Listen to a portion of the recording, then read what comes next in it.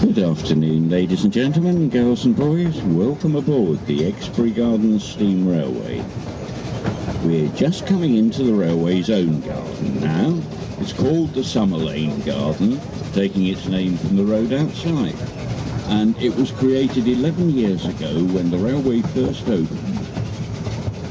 An old gravel pit was turned into a lovely garden designed to flower all through the year. So this is one of the few places at Exbury where you won't find any rhododendrons or azaleas. Plenty of those in the main garden, but these flowers will go on right through until we close in November.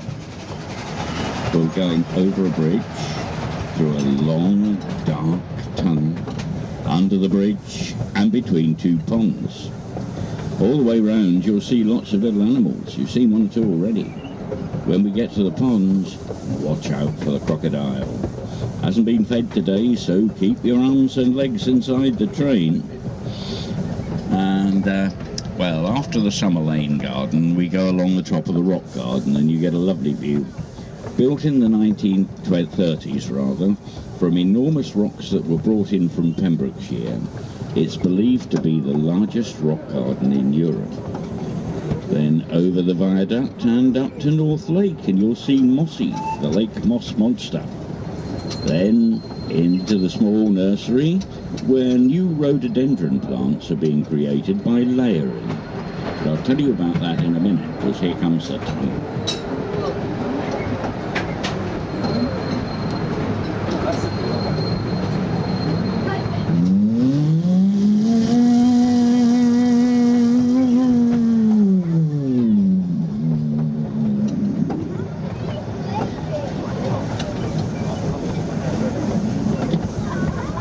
Oh, that tunnel's noisy again this afternoon.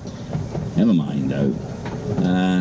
Yes, in the small nursery, rhododendron branches have been pegged down into the ground.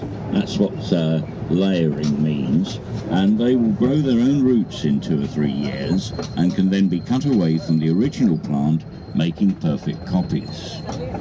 Then we go past the oldest tree in the garden, the Doomsday Yew.